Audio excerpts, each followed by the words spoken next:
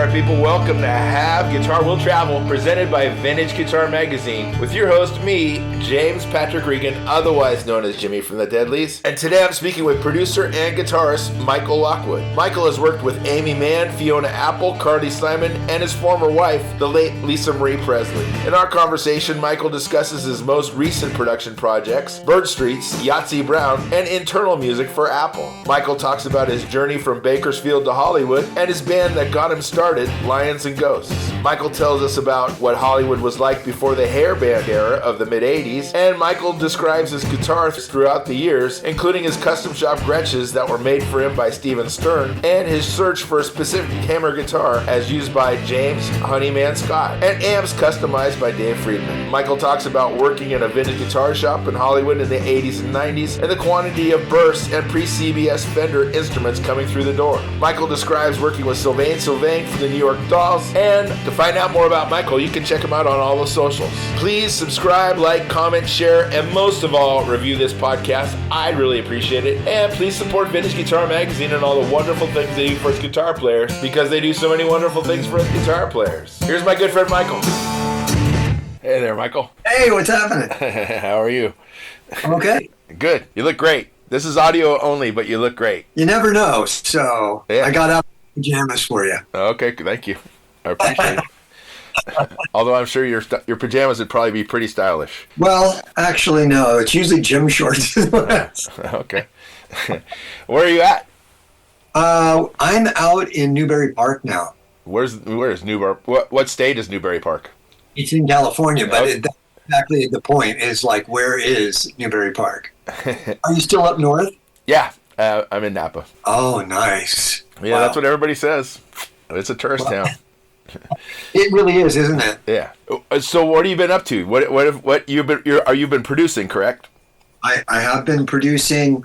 I started a little label about the time of the pandemic. Good timing on my part. Yeah. And yeah, I did a deal with this company called Deco Entertainment, and they are distributed through Warner Brothers. So it's really cool. They just said, whatever you want to do, you can bring to us and we'll get it done. So I worked with this band, Bird Streets, singer John Broder from New York, incredible songwriter. Uh-huh.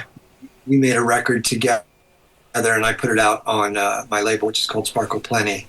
And that was a couple years ago. And then we're releasing an album by this band called Yahtzee Brown. Uh-huh.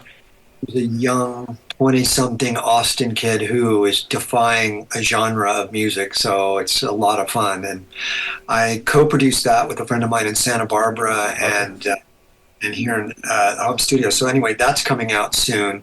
And then most of the time I'm doing projects for Apple. Oh, really? Yeah, I do a lot of internal music for Apple. The memories that you create with photos or videos or whatever. Sure. A lot of that music I have done, and I sometimes partner up with Patrick Warren, who I played with Amie and Fiona. So. Oh, wow. Right on. That's great. It's kind of fun. I mean, basically you write a 1.5-minute song. Uh-huh. And somehow you attach it to some theme of an emotion. Usually, because it's Apple, it's pretty upbeat, friendly, romantic-sounding music. But it's a lot of fun. Anyway, yeah. We've been doing that. I've been doing that off and on now for 9 years. Wow, that's great. That's fantastic. Like Yahtzee Brown, yeah. How do you come across those people? The Bird Streets one was an odd one, and this has never happened before, but somebody tagged me in a post on Facebook. Oh, wow. And it was Bird Streets were playing in Los Angeles and needed a guitar player to fill in because John basically has a band in LA, has a band in New York. Okay. So he just comes back and forth and then does it that way. So I reached out to John and I said, look, we have a mutual friend, Dave Jenkins, who works at True Tone Music. Uh-huh. He tagged me in your post, you're coming to town. So we started talking, and we got a rapport going, and then he came over. And this was just before the pandemic. Okay. I mean, whispers before the pandemic. Yeah. And came over, we hung out, we played guitar together, and I learned like 7 or 8 songs and got up and played with a bunch of people. Didn't really know any of them. And very strange. And that started our friendship. And then he said, why don't we work on something? And so we were doing it, virtually. We were doing it like you and I are doing it, Sure. We're just zooming and sending files back and forth. And I produced a track. We finished it up. I sent it to him. He wrote me back, when should I book Abbey Road? Because I guess it was very Beatlesque to him. And then we just started working on stuff back and forth. And then he said, I think I have almost enough material to do an album. And he has enough material to do like 10 albums. But, we started finishing some stuff, and the pandemic hit. So what I did was I had the drummer cut his tracks in Boston. Wow. And I produced that over the phone, and then they'd send me things. And then I had Amie Mann play bass on it, so I sent it to her house, and her husband, Michael Penn, has a studio there. Sure. They did that. And I think John came to LA, and, it didn't really, wear a mask, whatever, it doesn't matter to me. Yeah. So come on in. So he did the vocals at my house, and then I sent it, Patrick Warren played piano. I just called all my friends and had everybody play on it. So we ended up doing 2 or 3 songs, 3 or 4 songs like that for his album. And then Pat Sansone from Wilco produced a handful of songs, and then this guy in New York did. So it was, like 3 different producers. And as it came together, I told John, I said, listen, I have this distribution deal. What do you think about that? So he signed with my label, and we put the record out. Right on. Like a double 45 RPM vinyl release, and got so much great press. I was really stoked about that. That's fantastic. That's how I met John. And a friend of mine, and his name's Emil Millar, he is an artist and he is a producer, and he lives out in Santa Barbara, and I played on his records in the early 2000s. Okay. And we've been friends ever since. So he and I were working on, he was finding like young artists in Santa Barbara, and he would enlist me to play keyboards or bass or guitar or whatever. And we've been doing that for fun. And then he said, I'm doing a record with Yahtzee Brown, and he's the son of Daniel Siegel, who's the drummer from the Super Suckers. Okay. And they're coming in from Austin. We're going to cut it in my house. He has a small studio outside, and he's like, we'll just do it old school. Yeah. So come play guitar. So I played guitar, and I totally fell in love with the songs. And then he started shipping them to me, and he's like, will you do some editing? Will you do this? And then, like a week later, he's like, and will you co-produce it with me? Right on. We did that, and we finished it, and it's been sitting forever. And they were going to put it out on, TuneCore, or one of those distribution ways. Yep. And so I proposed to them that maybe we should do it on the label, and we can use this great PR team that we have, and it's great distribution. So it's all happening. We've released 2 singles with them, and now the album comes out towards the end of this month. Okay. All right. And if people want to hear this stuff, where would be the best place to go? Like SoundCloud or? It's on Apple Music. It's on it's on all the usual streaming. It's on Tidal. We did it 24-bit high res. So, and it's going to come out on vinyl as well. In fact, we've almost pre-sold out of the vinyl. So wow. It's great. Yeah. Fun stuff. So the last time I saw you in person, face to face, was with Joe Normal. And, okay. And that stuff you were doing with Joe Normal, you added so much life to Joe's songs. Not that Joe's songs they're great songs, but you added so much life when you played those shows with him. Oh, that was fun. That was a great, fun gig. Yeah. It'd be expensive driving everywhere, though. But I haven't seen Joe in a while. He's a great artist. I saw some stuff he did on Instagram recently, and he writes a great song. And Joe might be the hardest working person I've ever worked with. Oh wow, that's saying a lot. I know he goes all out all the time. So, Those were fun shows, definitely. Where did you come see us? I can't remember. Was it Huntington Beach, maybe? Yeah, maybe. Okay. And right around NAMM, so right just before COVID also. Yeah. Yeah. Oh, so different now, isn't it, compared to then? Yes. And now even changing more as we speak. Boy, it is down here. It's Yeah, that's what I mean. chaos here. Yeah. God. How far away are you from anything that happens to be on fire? Never far enough, because the wind is still going. It's crazy. It's so sad. I have so many friends that lost their houses in the Palisades. My girls went to school in the Palisades when they were younger. Wow. That's no longer there. Yeah. Some of our favorite places to eat are no longer there. Wow. It's super sad. But depending on if the wind was going to blow in the opposite direction, I would have been worried. But luckily, it all stayed on the other side of the hills. Sure. So, yeah. Yeah, it's devastating. Yeah. Yeah. And, similar things happened here in Napa. I don't know how many years now, but maybe 6 years ago. And I remember that was crazy too. Yeah, it's just insane. You can't stop fire. You can stop water for the most part, but you can't stop fire. I know. Wind is our friend right now. It was quiet this morning, and it's picking up again. So. Oh man! How does a kid from Bakersfield end up where you are right now? It was a very long journey. Yes, it was. How early were you playing music? Well, I started playing guitar when I was 8. Okay.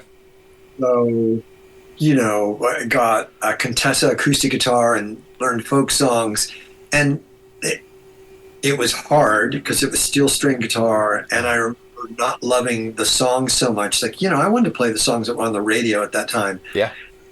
Since I'm super old, that meant, Stairway to Heaven or All Things Must Pass or, stuff like that I wanted to learn how to play. Sure. My teacher was teaching me down in the valley, and I lost interest, and there was a hiccup there probably for about 6 months to a year. Okay. He was a local guitar player. His name was Jerry Gaines, and he had a brother, and they had made their own 45, and they had a band, and they played in Bakersfield. Okay. I don't know how I found him, but he gave lessons, and so I started taking lessons from him, and then I never stopped trying to be better. I've had some amazing teachers over the years. I mean, I started all that when I was super young, and then day after I graduated high school, I moved to Hollywood. Okay. Because for me, I knew that Bakersfield wasn't the right match. I mean, it was a music town for sure. Yeah. I wanted to be in the next Boston or something, or one of the bands that I just loved at the time. Yeah. So I came here, and I was just, we played clubs. There was a record deal. This is Lions and Ghosts?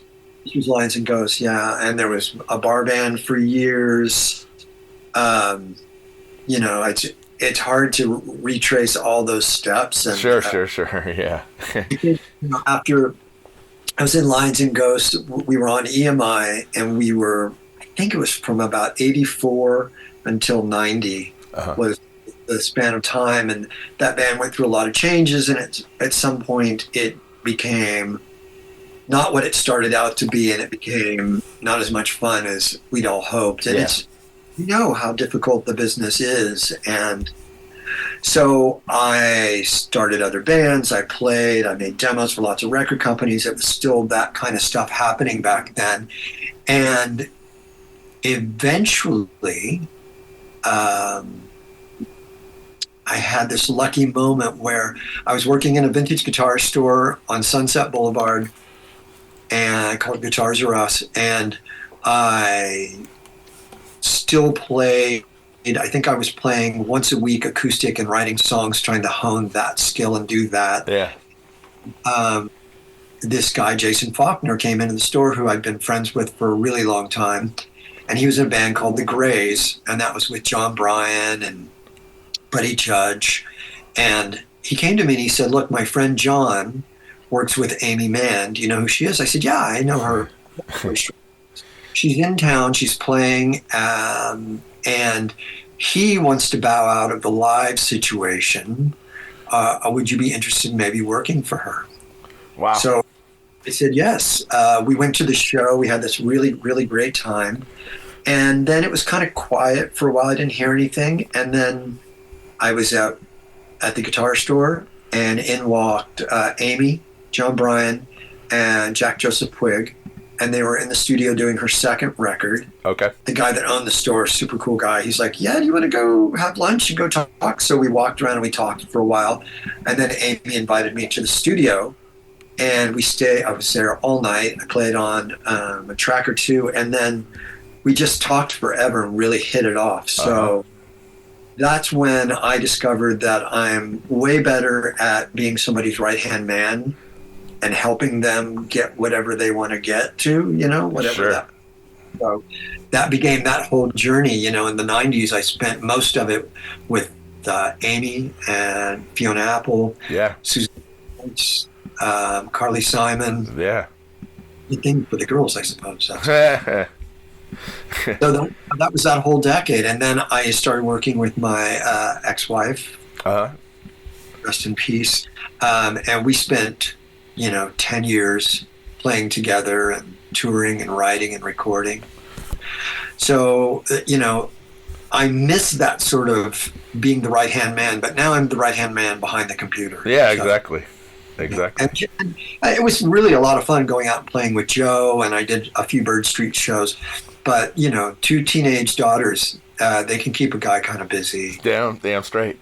Let me ask you this. So you came, when you graduated high school, you came to Hollywood. What was Hollywood like pre hairband, pre Motley Crue? Oh, well, okay. So when I came here, it was super transitional. So it was that period of time where we were coming out of the 70s sort of I'll call it regular rock and roll, but you know what I mean. So the classic rock thing. Yeah. And then you have elements of punk and new wave coming in. So Hollywood, there was nights dedicated to certain kinds of music. Sure. But sometimes bills would be like, I was in this band called Rox, R-O-X, of course. Sure. And we had done demos at the record plant, and we had a manager, and we were playing all these shows. We were a full-on, regular FM radio rock band. Sure. Twin wheeling guitars, a la Thin Lizzy, and stuff. And we'd be on a bill with a punk rock band, and nobody cared. It's like you had 3 or 4 kinds of different genres happening every night. That's what Hollywood was like. And there was this camaraderie rather than competition. Sure. Hey, we'll come to your show. We'll support you. Like, oh, we got this great gig. You guys, maybe we can get you guys on the bill. Yeah. That went on for years. When the hair metal thing came in, a lot of policies changed in Hollywood, because it then became where you bought the tickets and you had to sell the tickets. Exactly. So you had to Yes. play. Remember that era? And I think things became way more competitive, and I saw a lot less camaraderie. And at that point, I was then in Lions and Ghosts. And Lions and Ghosts, when I first joined the band, they were a 3-piece. And it wasn't goth, but it was dark. We all had long hair. We didn't fit in anywhere because we weren't a hair metal band, and we weren't really. And the more the writing went on, the more, more pop it became. So it was Hollywood. I think changed a lot mid '80s when the pay-to-play thing happened. Yeah. And and then in the '90s, I started seeing all the clubs go away too. Yeah. Yep. They turned, a lot of them turned to comedians, and then and with the pay to play thing, it just became financially, it wasn't. You had to find other places to play. Yeah, I mean, when the last time I was out there playing was with Joe Normal. We were playing in like dive bars. Yeah, that was great. I know, it was fun. It was a lot of fun, and you just set up in the middle of the bar. There was no stage. Yeah. there was barely a PA, but I mean, that's what you have to do now. Yep. Yeah. Yeah. Tap rooms. There's tap rooms. We have that. Those are the new clubs. Oh, that's yeah. And that makes sense, right? Yeah. Back when you were playing Lions and Ghosts, what were you using for gear? Okay, so, it was a good one. So I had a 50-watt Marshall early 70s. Wow. I had 2 orange 4x12 cabinets, and I had a JC 120 on top of one, and then the Marshall on the other, and I'd switch between that as my, Wet dry. clean sound Yeah. and overdrive sound, right? Exactly. And I think I can't remember what pedals I used, but there was a wah-wah for sure. Uh-huh. And there was some sort of echo at some point. You can hear the breed of dogs barking in the background. Oh, that's fun. Yeah, and I used the singer Rick Parker had a 62 6120. So it was the era where it was painted on F-holes and then like the seat cushion on the back. Yeah. Yeah.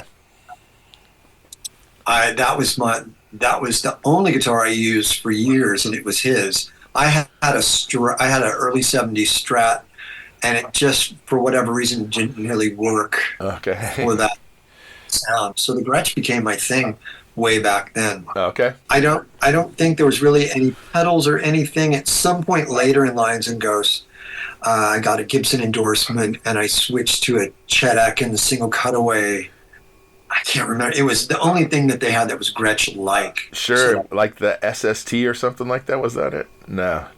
no, it wasn't. It was a Country Gentleman. Okay. It was Gibson's Country All Gentleman. right. I can picture it now. Yeah, and then I think they sent me a Les Paul too, and then I started using a Les Paul a lot after that. Okay. Yeah. And what's your collection? Do you have like a collection right now? I had a massive collection at one time. That's no longer with us. Yeah. Now, though, unfortunately, it's gaining some steam. During the pandemic, there was just some tools that I needed. Like I needed a bass and I needed a blah blah blah. Yeah. Just to get some work done, and I had lots of friends who loaned me a lot of stuff when I came back to LA from Nashville. Uh-huh. And David Friedman helped me out because he used to do my pedal boards and everything. So he lent me some amps and some guitars. So yeah, these days I have too much stuff. I got most of the little tools, and I probably have 4 or 5 acoustics, all of which I use. My new thing is, if I don't use it, I don't need it here. So you were building guitars for a short while, weren't you? Or do you still build guitars? Well, I put guitars together. I don't know if I'd call that building them. But sort of Bigsby style, or right. Those are the TK Smith guitars. So okay. I have the first one that he made for me. I use that guitar all the time. These days, I have a love affair with. I have a '64 Strat that was refinished, and it's incredible. What else? I recently got these 2 Hamer prototypes. Do you remember these guitars? Yeah, those are the James Honeyman-Scott guitar. Yeah, exactly. Those are cool. And I think Andy Summers. Yeah. Used. I had one years ago, and it's one of, there's Gibson, there's Fender, there's Gretsch, there's Rickenbacker, and then there's a lot of things that are a lot like all of those guitars, right? Yep. And I remember when I found one of these, I got it because I was a James Honeyman-Scott fan.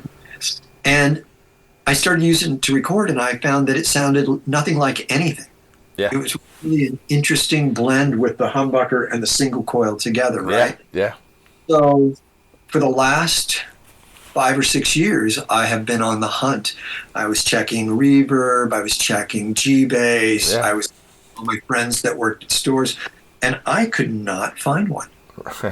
I looked everywhere, and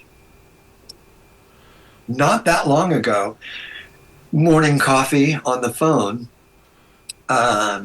I saw one pop up on Reverb. Uh-huh. And it wasn't that expensive because for a while they were going bananas. Uh-huh. And so I wrote the guy and I said, look, will you take blah, blah, blah for it? And he said, yes. I'm like, oh my God, I'm going to get one.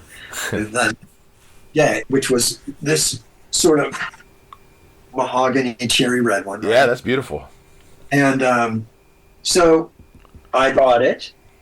The next morning, when I went to Google the Reverb spot so I could look at the pictures of it, yeah, the red one appeared at Guitar Center in San Francisco. Oh, wow.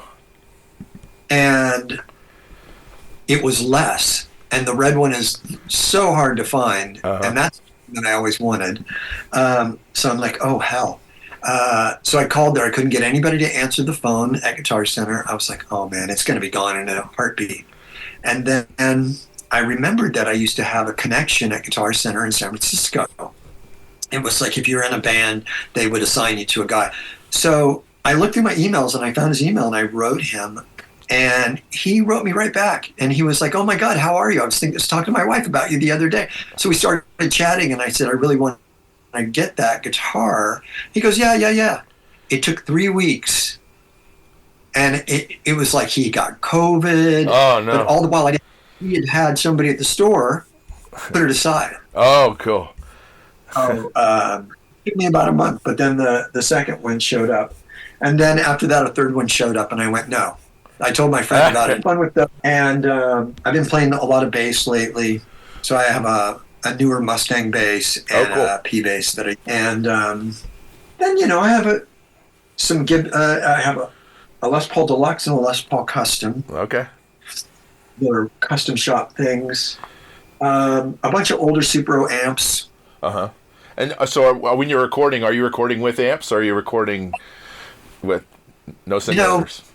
When the pandemic was happening, we were in this townhouse in Calabasas, and the whole bottom floor was my studio. Wow. To really do that much with amps unless it was daytime, and the neighbors were not happy about it, right? So Universal Audio aux box, and I used that a lot. And then once we were in a house, and now I still would take over the living room, but I don't do that to everyone anymore. So now I'm in this place. But yeah, I have amps stacked up in the bathroom of this room, and all padded down. And I like using amps. I mean, there's a lot of great new stuff that's out. I bought the Lion pedal that UA makes. That's great. I just rediscovered the Rockman, so now I love that sound. Oh yeah, of course. Again, the sound of our youth. I know. I don't even know if I had one back then. I must have. Everyone did, right? I don't think I ever had one. Oh, yeah. I found it. A friend of mine has an antique store in Pennsylvania. Posted, and I said, I have to have that. Does it work? He goes, yeah. So I've been using it to record a lot, but yeah, lots of pedals, lots of amps, and 4 or 5 good microphones, and that gets the job done. You know? Yeah. Yes. Yeah. And what about those Marshalls? Do you still have the Marshalls from the license? None of that anymore. I do have a Marshall. I bought one of those Origins. Did you try those? I haven't tried one of those, no. I think that it's great. I find that it's kind of a one-trick pony. It's great at that overdriven brown sound, but it doesn't clean up the way the old one did. Yeah, that's the thing. Is that clean sound on one of those big Marshalls? It's amazing. Very good. Very chimey. I know. So I think the best Marshall I ever had after my original one was Dave Friedman and Roy Blankenship were partners before Friedman amps were around. Sure. And they made a plexi that was a Variplexi, and it used a big Variplex plugged directly into it. That, to me, was it sounded great cleaned up, sounded great overdriven. I mean, you could dial it down for the brown sound. That I want. They don't make them anymore. Roy doesn't make it. I've looked for used ones, can't find one. I think I will probably go to Dave and buy one of his Friedman amps, Sure. Yeah. either the Dirty Shirley or he's got a new one. It's just called the Plexi, I think. Yeah. So it's just a matter of going to hear them because he's got a couple at his shop, but really I've got to go directly to a dealer somewhere just to try them all. I understand. When you were in Hollywood back in the in the 80s, were you seeing stuff like, and when you work in a guitar shop, are you seeing bursts and stuff that come through and pre-CBS Fender stuff? Yeah, because right at the end of playing with Lions and Ghosts, I really didn't know what to do with myself because I'd only done that. I hadn't worked a regular job in years, so I didn't really know what to do. And actually, I would get up. I lived about 20 minutes from Sunset Boulevard, and I'd get up. I'd have coffee. I would walk up to Sunset Boulevard. I'd go into the guitar stores. I'd have lunch at Sunset Grill, and then I'd go home. It was my day. I didn't really know what to do with that. And so at some point, the guy that owned Guitars R Us, Albert Molinaro, he said, "You're in here every morning. Why don't I pay you to be here?" He said, "You've got to know every guitar in the shop now." So I ended up working for him. At first it was part-time, and then it became full-time.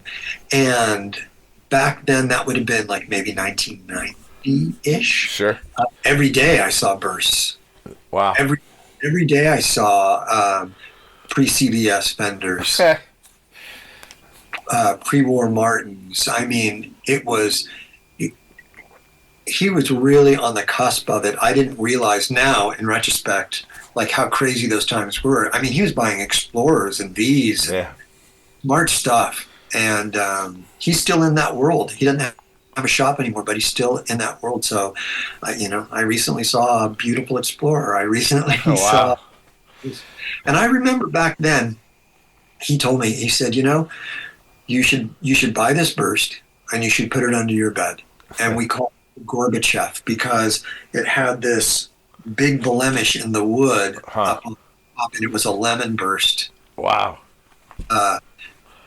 Gorgeous guitar. And I said, where am I going to come up with $17,000? Because that's what they were going for. Yeah.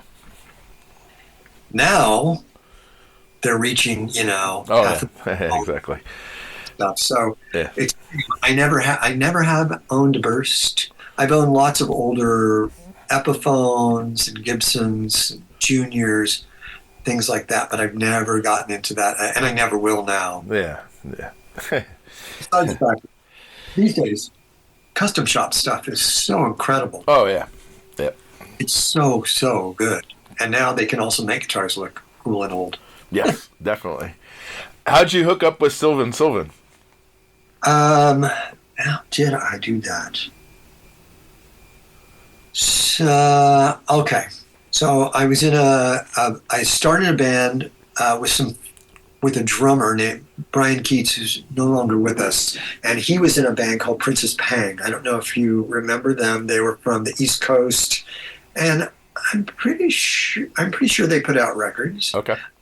He moved to LA, and he was friends with some friends of mine. I think my then girlfriend worked at Soap Plant, and there's a lot of musicians working there, and we lived behind there. I became friends with Brian, and we were going to start a band together. So we started looking for a singer, and we got Tony, who you saw play in Joe Normal's band. Okay. So Tony was in this band. We ended up calling the band Wink, and we were a power pop band. And we had this singer Michael Markison, who's sadly no longer with us, also. And we were playing around town. I think Brian was playing with Sylvain Sylvain. Okay. So how I met him, and also the guy that was producing the record, David, and his last name totally escapes me right now. He had a studio at his house, so they had me come over, and I played on a couple songs that way. Okay. And a lot of my friends played with him live, so I never got to do that, but I played on the that was super cool. Yeah, exactly. And those Gretsch custom shop guitars that you were playing with Lisa, your ex-wife, any of those still exist, or are they all? They don't exist in my in your realm. In my realm, but I do see them pop up. Really? Yeah, I saw. So Steve Stern made those for me. Yeah. He made me a rock jet, and he made me a Falcon, both in this really deep red color. And we did spades and diamonds and things in the inlays. Yes. I waited forever for those guitars. And they were my two main guitars. The Falcon, last I saw it, was in Japan. Wow. And it popped up at this store. I can't remember the name of the store, but it showed up originally. It was sold to a shop in Chicago, Rock and Roll Vintage. Okay. I called them and tried to get it back. Yeah. They wanted for me to pay dearly for it. So yes, of course.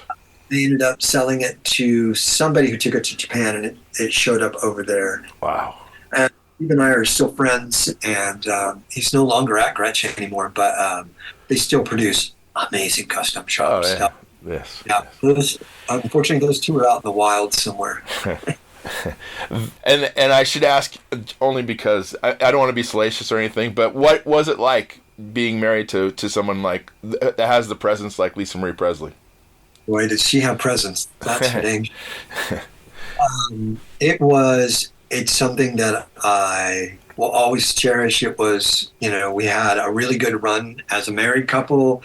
We had the opportunity to play a lot of music together, to write together, record together. We made two beautiful babies. Yeah. It was quite an experience. I don't know, really. It's hard to process and it's hard to put into words, but it was a big part of my life for a long time. Oh yeah.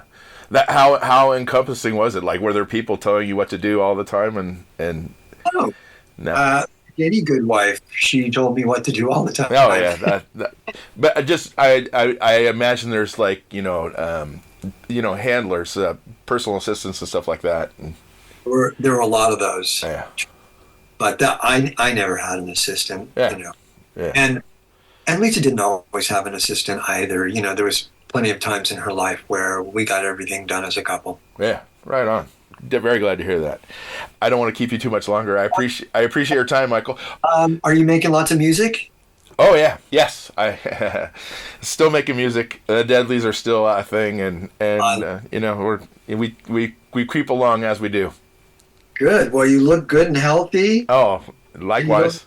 You don't look like you've aged. I've aged 1,000 years. No, that is not true. That is not true. We were both very young. Not when I met you, I wasn't young. It's a pleasure. And are you going to NAMM at all? I have been asked to go. I have a big Apple session right before it, for I think it's 4 or 5 days of tracking. And then the next day, I think the guy that I do a lot of work with at Apple asked me to go with him. Okay.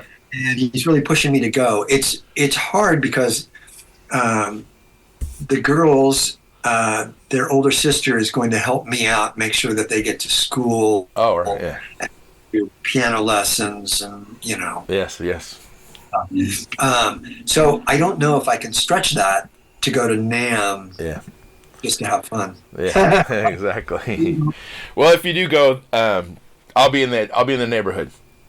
Okay, Text. cool. And I'll probably go on Thursday. Okay. Yep, I'll be there Thursday. So if nothing else, just to shake hands and say hey. Yeah. All right. All right. Well, thank you, Michael. I really appreciate it. Thank you. Take care. Yeah, you take care. Hopefully, I'll see you at NAMM. Okay. Good. Thanks for listening to Have Guitar Will Travel. You can catch up on all the things I'm doing at thedeadlies.com, and I'm on all the social media platforms as well. And please support Vintage Guitar and all the wonderful things they do, because they do many, many wonderful things for us guitar players. Thanks. Please subscribe. Please tell a friend, and I'll see you guys next week. Bye, guys.